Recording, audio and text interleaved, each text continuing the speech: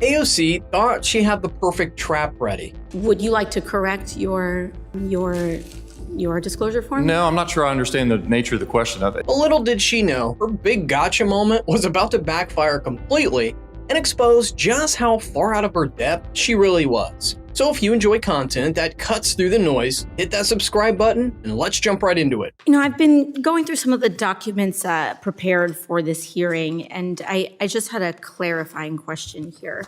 Mr. Holt, on your disclosure form for the hearing, you have submitted under the question of whether you are a fiduciary of any organization or entity that has an interest in the subject matter of the hearing. You've answered no to that, correct? Yes, ma'am. Just to clarify, you are the president of the Consumer Energy Alliance. You also are the managing partner of HBW Resources, correct? Correct. Which is a registered lobbying firm for CEA? Correct. You have no fiduciary responsibility in either of those organizations? I have a fiduciary responsibility in both those organizations. CEA is an independent organization run by a board of directors that is contracted to HBW to help manage CEA. So you do not have a fiduciary responsibility in either of those organizations? In terms of being responsible for the organizations, yes, I do have a fiduciary duty. For context, this hearing took place in 2024 and focused on the Biden administration's energy policies. David Holt appeared as the president of Consumer Energy Alliance, which is a group that advocates for affordable, reliable, and cleaner energy solutions. At the same time, Holt is also managing partner of HBW Resources, an energy-focused government affairs and advocacy firm. But on his congressional disclosure form, there's a question asking whether he has ties to any organization or entity that has an interest in the subject matter of the hearing, and he answered not applicable. So it looks like there's some red flags exploring here. The problem was how AOC went about it. From the moment her questioning started, she acted like she had David already cornered, and she was just a few questions away from revealing this massive conflict of interest. Now, in terms of interest in the hearing, CEA has membership of that includes the American Petroleum Institute, Chevron, Arena Energy, ExxonMobil, National Ocean Industries Association, Shell, et cetera. Correct. Would you like to correct your disclosure form? No, I'm not sure I understand the nature of the question of it. Consumer Energy Alliance is a 501c4 that is a membership-driven organization. It's got approximately 380 member companies that are members of CEA. All are listed on our website.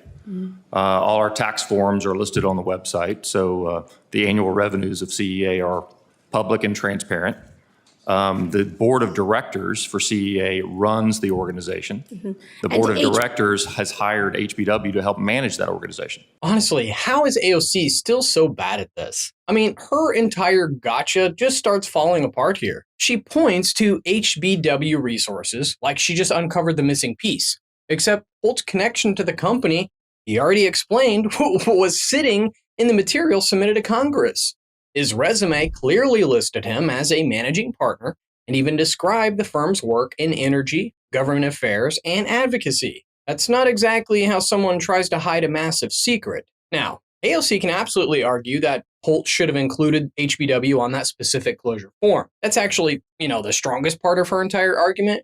But watch how quickly she jumps from, well, you should have disclosed this here, to making the whole thing sound like some sinister conflict she just exposed. There are two completely different claims. She found an inconsistency in the paperwork and immediately tried turning it into a smoking gun.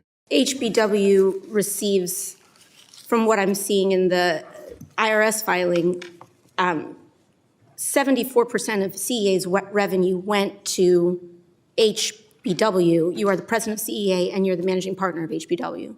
That's correct. And CEA's revenue comes from? The member companies. Which includes the American Petroleum Institute. And 380 other member companies. Including Correct. Shell, ExxonMobil, and Occidental Petroleum. But I would add to this, for the record here, 75% of CEA's membership does not produce a molecule of energy at all. So they are consumers representing farmers, manufacturers, small businesses, and families all over the country. Okay, I see. This is the point where Holt forces AOC to deal with a distinction she clearly doesn't want to make. There's a big difference between leaving something off one particular disclosure question and actually hiding your professional background from Congress. His role at HBW was already listed in the resume provided on the committee. So now AOC is stuck arguing semantics and about where the information should have appeared rather than proving lawmakers were, I don't know, somehow kept in the dark. I mean, honestly, this might sound like a technicality, but it matters because we're paying these people, and her entire gotcha depends on making this relationship look like some hidden secret she uncovered. Did you see how chill David was? I mean, he was literally running circles around her while she was stuck filling the silence with endless ums and and then coughing into the microphone. But somehow, he managed to burn through the remaining time before finishing with a pretty lame excuse for why he filled out that form that way. HBW is also registered that they lobby directly for oil and gas interests like Louisiana Mid-Continent Oil and Gas Association, correct? Say that one more time. What was the organization? The Louisiana Mid-Continent Oil and Gas Association. Yes, we have a member on staff that does work for LaMoga. Yes. So the filing is that you are not a fiduciary of an, I'm just trying to clarify, you're the managing partner of a lobbying firm that has oil and gas clients. You are a witness today as a CEA, but we are seeing no disclosure of that in the documents for this hearing. Again, I'm not sure I'm following your questioning here. I have a fiduciary duty as the president of CEA to manage CEA to the best of my ability. I'm trying to fulfill that on a daily basis. And the CEA membership, which is largely made up of consuming entities all over the country, I also have a fiduciary duty to a certain extent extended through CEA to all those organizations. But why was your answer that you did not have a fiduciary, whether you were not? I think I probably interpreted that question of, do I have a financial stake or do I own stock or something in one of these companies, which is, I think I answered it correctly. I mean, if you look at Holt's resume, it's fair to question whether he really misunderstood what that disclosure was asking, especially since he has extensive experience working around the government.